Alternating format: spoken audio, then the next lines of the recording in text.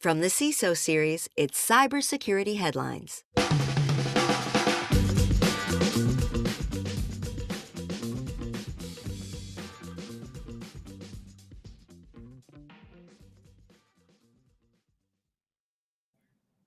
Ransomware group adds lawyer button to its app. Have you ever heard of Microsoft Direct Send? Well, the bad guys have, and maybe it's time to copyright your face. These are some of the stories that my colleagues and I have selected from this past week's cybersecurity headlines. And now we're looking forward to some insight, some opinion, and some expertise from our semi-annual guest, Bil Harmer, Information Security Advisor at Craft Ventures, coming back for your third appearance, of course. For that, we have to give you the 3-timer Gold Star Award, the most prestigious award aside from the 4, 5, and 6-timer awards. But it's right up there. It's one of the top 10 awards that we can give here on the Week Interview Show. So, Bill, aside from the honor of receiving the 3 stars, how was your week in cybersecurity? Week's been good. It's been super busy this week. Met with probably about almost a dozen startups. So it's been a busier start to the summer than I thought it would have been. That to me sounds good. I can't wait to get some of that startup energy on the show here, that enthusiasm that, Bill, I know you bring each and every time you are on the show. Also enthusiastically, I have to thank our sponsor for today, ThreatLocker, Zero Trust Endpoint Protection Platform. Speaking of enthusiasm, what I love to see, what gives me energy each and every time, are the people in our chat room. I already see TJ Williams and CCL getting in there, having a good time, getting ready to make some insightful comments or some snarky comments. They do occasionally happen. If you want to join their fine ranks, you can go to the events page at CISOseries.com, look for the Week in Review image and click on that, or just subscribe to us on YouTube. We are there almost every Friday, unless there's a holiday, at 3:30 p.m. Eastern, which is the time just about right now. So please come on, join us, have some fun. If you can't join us live, send us an email, feedback@CISOseries.com, with your comments on the news of the week or about just feedback for the show. We'd love to share some of those on the show. We're going to jump into the news here. Just a quick reminder that all of Bill's opinions are, in fact, his own, not necessarily those of an employer, of friends, of family, past and present. It's just straight Bill. So just be cool with that, and we'll have a good time. We've got 20 minutes, so let's jump in. First up here, Quillen adds call lawyer feature to pressure for larger ransoms. In the face of increasing resistance and non-cooperation from ransomware victims generally, the Quillen Ransomware as a Service group is now offering the novel feature of legal counsel for its affiliates to help them put more pressure on victims to pay up. According to Israeli cybersecurity company CyberReason, this new feature takes the form of a call lawyer button on the affiliate panel. This feature allows an affiliate. You can't. This is just those darn threat actors in those darn threat actor news. This feature allows an affiliate ransomware group to bring a lawyer into negotiations with its victims.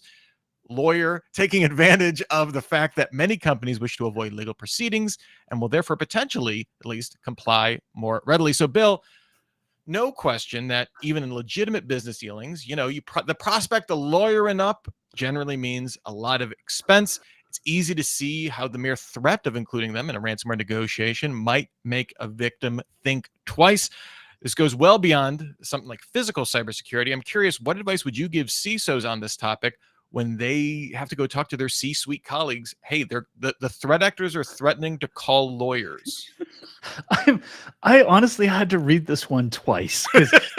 I kept thinking, how did the threat actors get my lawyer's number? Because I'm going to hide it from my lawyer, maybe, but they're bringing in their own lawyer.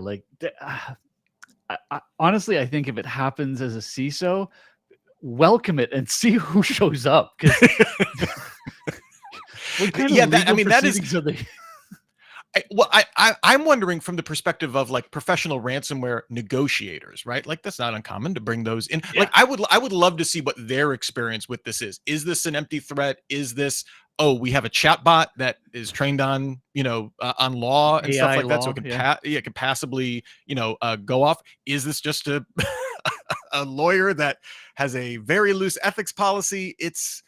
I would be fascinated to learn, to dig into this, because it would be the new form of ambulance chaser. Like it would make ambulance chasers look moral and ethical.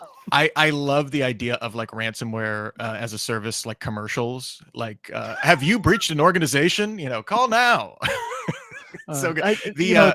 This is one of those things that where you look at it and you just like, I kind of applaud the creative ideas that are coming out of this space. Like it keeps it interesting, I guess. We are seeing so many ways of it's just like, where can we cause pain? Where is there like an organizational pain point that we can tip the ledger into not worth it to not pay? Right. Bring in HR. Yeah, bring in HR, bring in like more legal, like just any kind of way you can tip that just a little bit probably pays fairly big dividends, especially if it's a dubious lawyer in quotes. We're seeing some love and some incredulity in our chat from this. TJ Williams, I thought it was a joke. TJ, we had to read it twice too. It's quite exceptional. Next up here, Iranian-backed spearfishing campaign seeks out cybersecurity experts. A new spearfishing campaign has been targeting Israel-based journalists, cybersecurity experts, and computer science academics. This involves emails and WhatsApp messages from people posing as assistants to technology executives or researchers seeking to coax the target into joining a meeting. The topic of the meeting is the need for assistance on an AI-based threat detection system to counter a surge in cyber attacks targeting Israel. The messages point to a fake Gmail login page or Google Meet invitation. So, Bill, I mean, we're not talking about a new technique here. We've reported on similar ones before. Even just this week, we had, fake Zoom calls requiring click fix type repairs to microphone audio. Now, of course, though, there's this interesting element of the urgency of war, a call to action for experts to come to the table, add their skills to a very, real conflict here. It's easy for people to be caught like this. And I have to think, as the stakes get higher, how do you put in the speed bumps you need for critical thinking when there's that type of urgency? This is a tough one because, in times of war and times of crisis, that's the time to attack. And they're looking for the distracted mind. They're looking for somebody who's more, and rightfully so, more concerned with the safety of their family than maybe what's happening today. And it's the time where you also have to turn around and dig in for the diligence. This is where policy, like not systems, not tools, but policy and procedure are so critical, because if you can fall back to that and simply follow the policy and it becomes natural to you, you're less likely to fall for something like this. Yeah, I would have to think having that organizational buy-in, right? So that it's not cybersecurity being the bad guy, right? And doing this, like, this is top down, you have authority to say, hey, take the time to do this. Don't just immediately click, or know that that's the risk that your organization is willing to take. And like you said, base your policy around the risk that you're willing to take on in this situation. Exactly. Yeah. All right. Next up here, NHS confirms patient death linked to ransomware attack. The June 2024 cyber attacks on London hospitals calls more than just a data breach. Britain's National Health Service now says a patient's death was directly linked to the incident. NHS explains the attack impacted the amount of time it took hospitals to perform critical blood tests. The resulting delays were identified as one of the contributing factors in the patient's death. The hackers also compromised data belonging to over 900,000 patients, including sensitive medical details that still haven't been fully disclosed.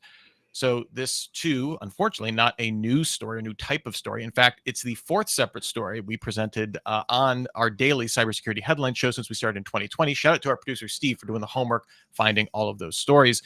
But the question is, who is most affected by learning that people are dying from ransomware, and what benefits or dangers would such, I guess, reporting present?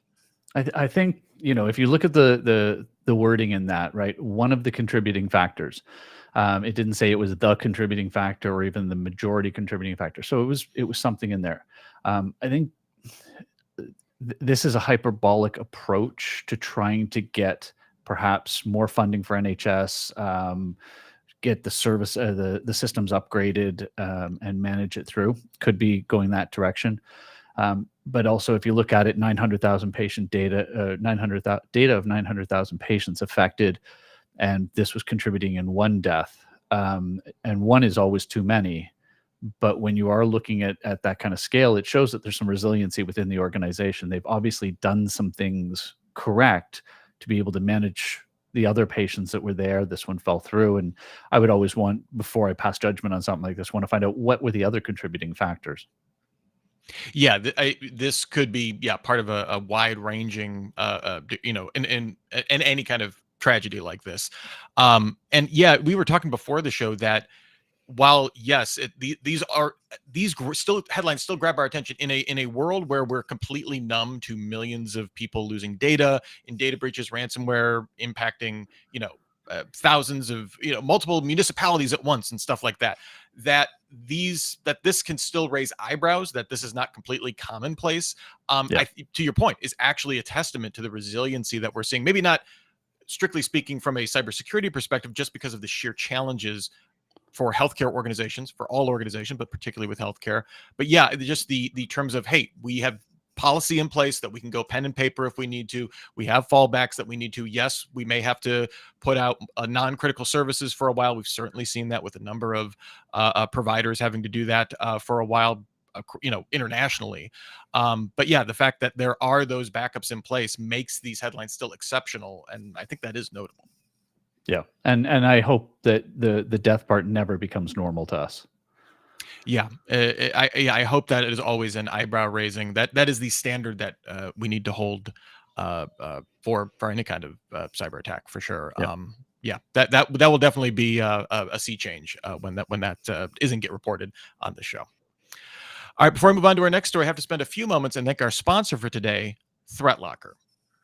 Alert fatigue, false positives, analyst burnout, you know the drill. What if you could stop threats before they run? ThreatLocker gives CISOs what they've been asking for: real control at the execution layer. Only approved apps, scripts, and executables run, period. Known good is enforced. Everything else, denied by default. Ring fencing and storage control keep even trusted tools in their lane, so PowerShell doesn't become a weapon. And yes, it works at scale. Granular policies, fast rollout, built for modern infrastructure. You don't need more alerts. You need fewer chances for malware to make a move. ThreatLocker helps you flip the model from detect and respond to deny and verify. Go to threatlocker.com/CISO to schedule your free demo and close the last gap in your zero trust strategy before it's exploited. That's ThreatLocker.com/CISO. All right, next up here, I'm gonna call this for maybe the facepalm story of the week here. I'm just already calling this here. Microsoft 365 Direct Send abused for phishing campaigns. So Direct Send is a little known Microsoft 365 feature that allows on-premises devices, applications, or cloud services, so that's like everything, to send emails through a tenant's smart host as if they originated from the organization's domain. It's designed for use by printers, scanners, and other devices that need to send messages on behalf of the company. It also does not require any authentication. Just going to leave that out there. Researchers at Varonis have announced that a phishing campaign that exploits this feature is targeting more than 70 organizations across all industries, with 95% of the victims based in the US. It runs through a PowerShell command. To mitigate this, Varonis recommends enabling the Reject Direct Send setting in the Exchange Admin Center, which Microsoft included in April 2025. So, Bill, I'm curious, have you heard of Direct Send? And as a CISO, what goes through your mind when you learn about unknown technology such as this buried inside a platform that's used by, I don't know, everyone? Also, printers are evil once again. Please go on. No, I didn't know about it. Because quite honestly, I did not think in 2025 that any company could be this delusional or irresponsible or reprehensible in doing something like this. The whole, we got to make our passwords longer, stronger, more complex. Now we need to have multi-factor authentication, and it's got to be out of band, and all this stuff that gets piled on. And you got the whole front end of Microsoft doing face analysis for login with hello, that they would put something like this. Now, it doesn't surprise me. It's Microsoft. I mean, that's the sad part. But if I found this in my environment as a CISO, I would be looking at a contract to see if I could go after them and sue them for this, because this is just unacceptable. Yeah, this almost sounds like this is the kind of thing that where it's like, oh, this was in Excel, but it was we left it in as a legacy feature, but you have to enable it and stuff like that. But not just, hey, it's just It's on by default. you have to turn off the reject this insecure feature Yes. as if it's some sort of horrible negative to turn this off. Yep. Yeah.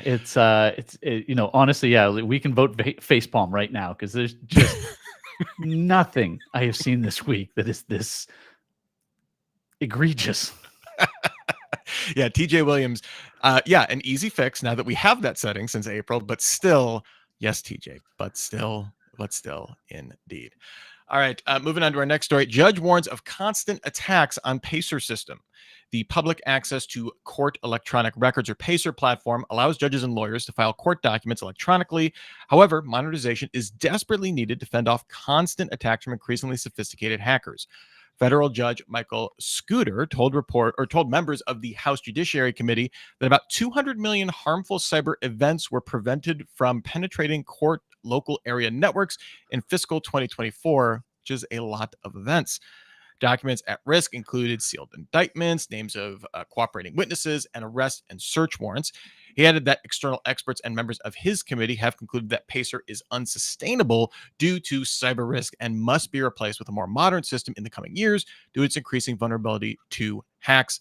I worked in a law firm right out of college for a couple of years, nothing fancy, but just so if you're not familiar with it, Pacer is the backbone of like the entire legal system. It's any court document. If you want to see what happened in court, if you want any access to documents, it is like one of the most primary things. Also generates a lot of money because they charge per page. But Bill, this story combines the best of the prepare before you need it theme, as well as the neglected critical infrastructure theme that often populates the show.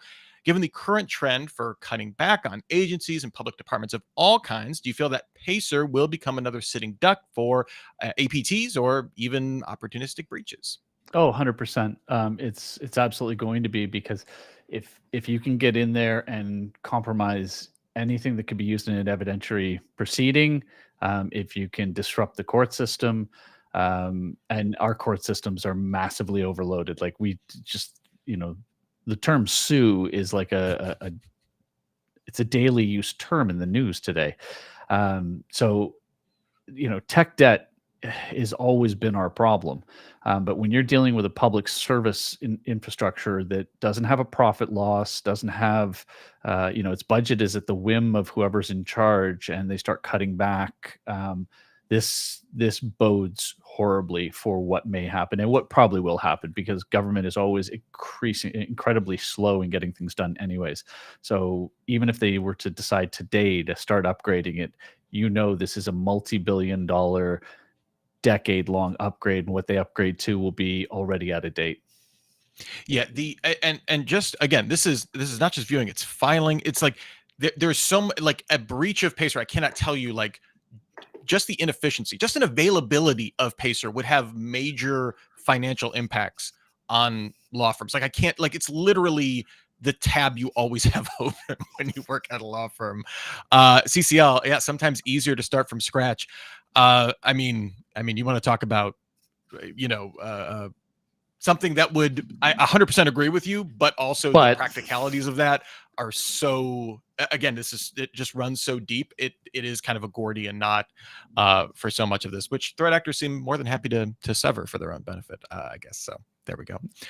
Our last story here today: Denmark proposes personal copyright to combat deepfake exploitation. The Danish government is planning on going to battle against the unauthorized use of AI-generated deepfakes by changing copyright law to ensure that everybody has the right to their own body, facial features, and voice. This is believed to be the first law of its kind in Europe.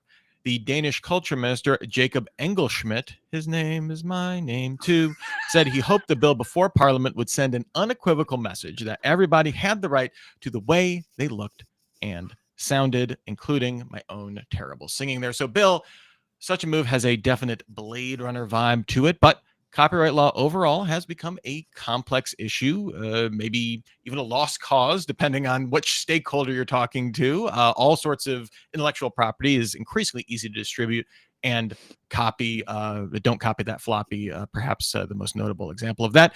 This is also subject to the whims of each country's own legal system. But at the same time, we've seen things like GDPR seem to have retained some bite and influence kind of global policy to a certain extent. I'm curious, what are your thoughts on this? My first question is, what happens with twins and triplets, right? Like, yeah. Oh my gosh. it's Yeah. suddenly, go right to it. Yeah. Yeah. And it's interesting. I kind of thought it seemed goofy when I first read it, and then I started trying to think about it and thought there are places in there. And actually, CCL just threw up the one that said, "What if I open source my face?" You can then start. Well, it's selling your likeness, and copy left your face. Yeah. Yeah, exactly.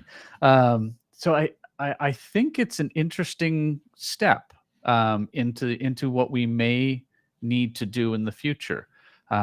Because you've heard me over the years talk about identity and how we sort of tie the meat sack to the digital identity, and part of that is going to be biometrics, right? It's going to be maybe DNA, maybe facial, all of it combined, whatever it is.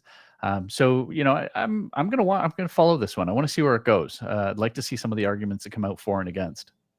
Yeah, it's one of those things where I completely understand, like, they're using copyright like as a model for this, but I also think that is by trying to make it relatable. I would rather just have a complete net new. Like, this is notable enough that I don't need my face to be a book or a Right. movie. So more like this is a human law. The individual human law. Yeah, like I understand that as a framework, I think, to help get people to understand it, because it does make it much easier to wrap your head around if you're not a policy wonk or something like that. At the same time, I feel like perfect case example is twins, right? Or something along, where you're gonna run into weird exceptions. Schmooze talking about fair use in here. I can't even. Schmooze, you're getting at me. But yes, I again, a story I'm very interested in following up on, and I want to see if there's different approaches to this, because I feel like at some point we're going to have to. Well, I guess we don't have to, because we could just live in a dystopian nightmare. So there's that. But here's hoping we have some other alternatives to the Blade to the Blade Runner. And Vikas says in there, plastic surgery looks changed with age.